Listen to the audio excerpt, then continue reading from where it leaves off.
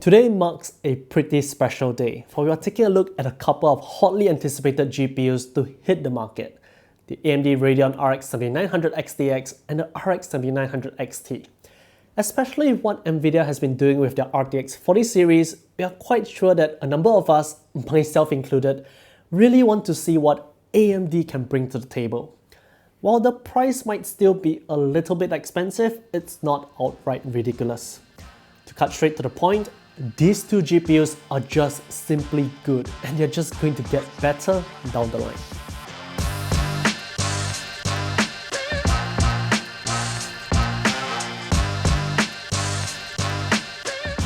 So first up, we do have to talk about the two new GPUs itself and more specifically the AMD design cooler.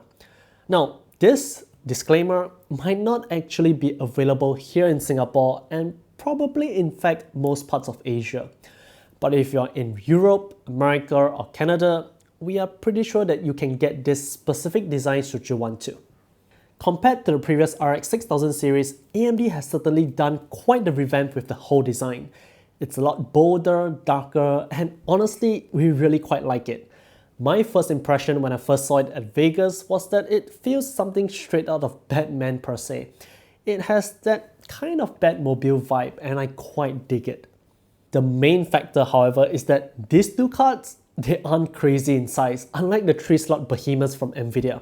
Both the RX 7900 XTX and the RX 7900 XT are just 2.5 slots in thickness, and the former measures 287mm in length and 123mm in height, while the latter measures 276mm in length and 113mm in height.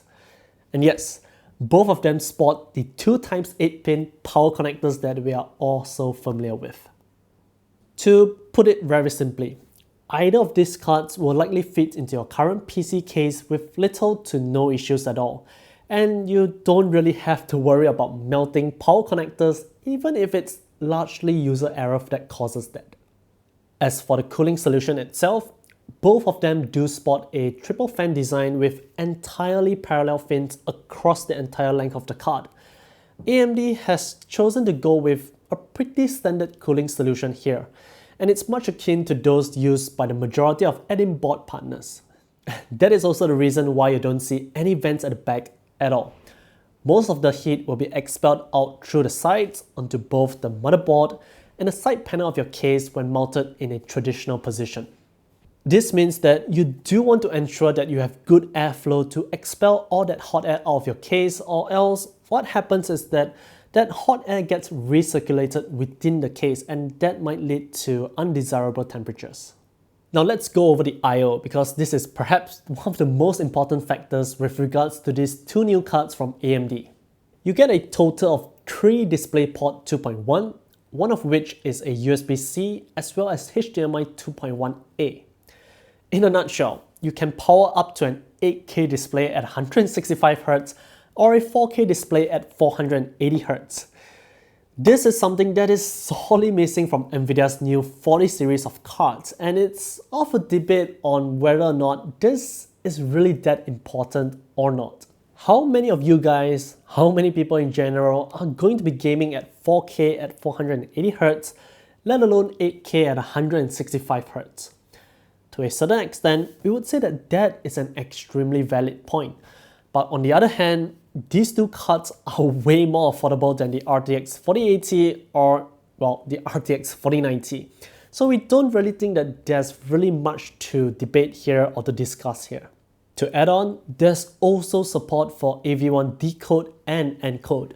AMD is basically giving this all to you without asking much in return at all, if any.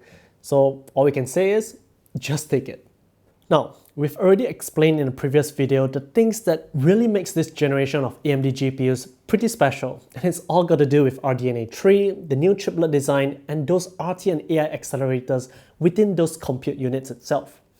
We aren't going to dive too much into it here because that's not what this video is about, but we do want to go through the specifications of each card before we move on to the performance. The flagship Radeon RX 7900 XTX features 96 compute units with 6144 stream processors. It has a game clock of 2.3 GHz and a boost clock of up to 2.5 GHz with 96 MB of Infinity Cache, along with 24 GB of GDDR6 memory on a 384-bit bus.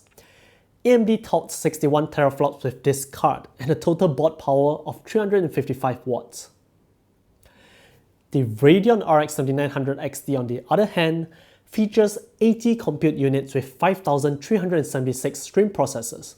It has a game clock of 2 GHz and a boost clock of 2.4 GHz with 80 MB of Infinity Cache along with 20 GB of GDDR6 memory on a 320-bit bus. AMD touts 52 teraflops with this card and a total board power of 315 watts. For those of you who have been following AMD closely these past few weeks, you'll note the slight increase in the total board power for the RX 7900 XT, going from 300 watts to 315 watts. Now, we aren't exactly sure why that change was made, but it shouldn't be that huge a concern. So, with all that out of the way, let's get down and talk about the real reason why we are all here. This is our test rig as follows. Now, the more astute of you guys might note that we are actually using the Intel Core i5-13600K and not the flagship Core i9-13900K, and there's a couple of reasons for that. Firstly, well, we didn't really have that much time with the cards. We had just about 3 to 4 days with it, and benchmarking does take quite a long time, believe it or not. Now, should we be able to hold on the cards for longer? We'll see what we can do with it, and we'll be sure to explore more. But for now, it is what it is. As for the second reason, well, we simply felt that the Core i5-13600K was a much better fit. Now yes, sure, the motherboard that we have here on our test rig is overkill, and so is the 360mm AIO liquid cooler. But if we were to take a look at things, well, realistically in a way, not everybody has the budget to just splurge on the best CPU and the best GPU and have that combo. More likely than not, most of you would probably steer towards a higher end GPU more so than the CPU, especially if we are just talking about gaming. It just makes sense and it gives you better value for your money. On that note, we've also tested the Core i5-13600K previously, and this is really a chip that punches above its own weight class. So, without further ado, let's get into it. We've expanded our gaming test since, and this is going to be quite a staple in our reviews moving forward. We've included some of our favorite esports games, a few AAA titles, and the inclusion of ray traced titles. To top that off, we are also going to include FSR and DLSS findings whenever applicable. First up, we are taking a look at the RX 7900 XTX, and we start with 1080p. If we are talking about esports titles like CSGO or Apex Legends, there really isn't much to say here except that you're basically getting a ridiculous amount of frames. Certainly, the 1% low is quite far from the average FPS for CSGO, but that's pretty much simply because we use the Steam Workshop benchmark for all our testing. The portion where the camera goes through the explosions and smoke really do bring it down quite a fair bit. In normal gameplay, you probably wouldn't experience such things consistently. In Apex Legends, the game does actually have a frame rate cap of 300, so this is basically the best you can get. But even for much more demanding AAA titles, the RX 7900 XTX performs admirably, and you can easily push 144Hz or 240Hz displays and make the most use out of it. The only somewhat more demanding game in our gaming test is Cyberpunk 2077 as usual, but do note that these numbers here are just the pure rasterization performance with no form of upscaling technology enabled. If we were to enable FSR 1.0 for Modern Warfare 2 and FSR 2.1 for Cyberpunk 2077, the numbers do increase a healthy amount even though the resolution is only 1080p. We then move on to 1440p, and just like with 1080p, the RX 7900 XTX simply performs admirably. Now, we might not have hit the 300 frame rate cap on Apex Legends here, but it really isn't that far off. Now, part of the reason for that might actually be because of our testing methods that differ from what AMD has done, but also probably because we are using the Core i5 as opposed to the Ryzen 9 that they use for their benchmarks. Even so, you can't deny that it's showing really good performance here. You have to admit that. Overall, we do see a reduction in frame rates across the board, but they are still more than playable, with the lowest Cyberpunk 2077 still pushing more than 120 frames per second. But here's where FSR really makes a bigger difference and would be highly recommended. You're getting about 10% more performance in Cyberpunk 2077 and almost 30% more performance in Call of Duty Modern Warfare 2. But then, let's move on to 4K, and this is where things tame out a little. Now, make no mistake, performance is still splendid, but we did wish it could have been slightly better, considering AMD's strength in pure rasterization for, well, the past few years or so. But again, if you're playing a game that does utilize FSR technology, this is the resolution where it will be best put to use. Cyberpunk 2077, for instance, enjoys roughly a 10% uplift just like with 1440p, while Call of Duty Modern Warfare 2 sees a massive 50% jump. We then move on to the smaller RX 7900 XT. At 1080p, performance is still really stellar, which isn't all that surprising. However, it is worthy to note that across the board, we are looking at a roughly 10 to 20% decrease in frame rates in comparison to the bigger brother, the RX 7900 XTX, depending on the game title of course. This honestly puts it right where it's aptly positioned in the product spec, considering that it does feature 16 less compute units as compared to the XTX, which translates to roughly 20%. However, it is actually interesting to note that with FSR-enabled titles such as Cyberpunk 2077 and Modern Warfare 2, the average frame rates do pretty much match that of the XTX. Goes to show just how good the technology really is. Now, upping the resolution up to 1440p sees pretty much the same nature or pattern in the results. The only thing that we can really say is that if the developers optimize their games well, such as in the case of Modern Warfare 2, the performance difference between the XT and XTX is actually just about 10% more so than the roughly theoretical 20%. Now again, with FSR enabled, that performance is also largely similar to that offered by the XTX, with the differences shrinking to just about 7%. At 4K, the 7900 XT is still no slouch, but you'll still definitely notice immediately that in a couple of games, the average frame rate do drop down to the double digits. We would say that this is a resolution which really sets the 7900 XT and the 7900 XTX apart. So, we have just taken a look at a few game titles across the three major resolutions. It's safe to say that both the RX 7900 XTX and RX 7900 XT simply performs great, and they do indeed match up to that of the RTX 4080 while costing quite a bit less.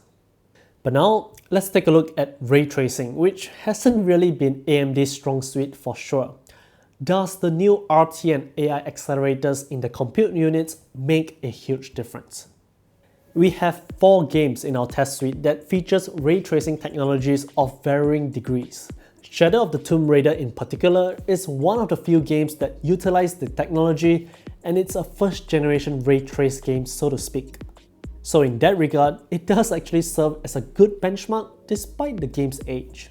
At 1080p, there is actually quite a sizable performance difference between the XT and the XTX for this particular game, almost a 25% difference. As for the other 3 games which utilize more advanced ray tracing techniques, the difference is just about 10% across the board. At 1440p, we actually observe a much lesser jump for Shadow of the Tomb Raider. At this resolution, the performance difference between the 2 cards are pretty much just like the others, 10% across the board. We then move to 4K, and this is where AMD do struggle, and it shows its weakness. When pushing native 4K resolution with ray tracing and no form of any upscaling technologies whatsoever, performance does leave much to be desired. And that is true for any game that really utilizes any of the latest ray tracing technologies. Now you might argue that the comparable RTX 4080 will also provide similar results at native 4K, and yes, you'll be actually right. But even with AMD's own internal testing and graphs, the RTX 4080 still performed better at native 4K compared to the XTX and of course the XT. Even if we take Cyberpunk 2077 and enable FSR 2.1, the performance on the RX 7900 XTX is still far from ideal, pushing just about 40 frames on average. Do note that this is with ray tracing set to ultra and with the reflections turned on. So that was a quick look at the gaming performance of these two cards across a variety of titles across the three major resolutions that most gamers play at. Overall, we have to say that we are actually pretty impressed. Depending on the game, the RX 7900 XTX and the RTX 4080 trade blows. But while the RX 7900 XTX might be the true competitor to the RTX 4080, the RX 7900 XT is not really that far behind either. In fact, it might be the better buy if you're concerned about power draw and temperatures. Throughout our testing, the RX 7900 XTX peaked around 86 degrees Celsius while pulling about 330 watts thereabouts, while the RX 7900 XT peaked just around 80 degrees Celsius while pulling about 290 watts. Now do note that we did our test in an ambient temperature of about 25 degrees Celsius, and by default, AMD don't really push the fans all that hard, so honestly, it's more on the quiet side more so than anything, and that might have contributed to the higher than usual temperatures as probably opposed to most other reviewers out there. But if you're just strictly talking about the out-of-the-box experience, the XTX does definitely push out a tad more heat, so do take note if that's of a concern. Anyways, we are honestly both pretty impressed and slightly disappointed with the new Radeon RX 7900 XTX and the RX 7900 XT from AMD. We are impressed because this does indeed offer great performance for the dollar, especially in comparison to that of Nvidia's offerings with the RTX 4080 or even the RTX 4090. Additionally, the pricing isn't ridiculous. $899 US for the XT and $999 US for the XTX.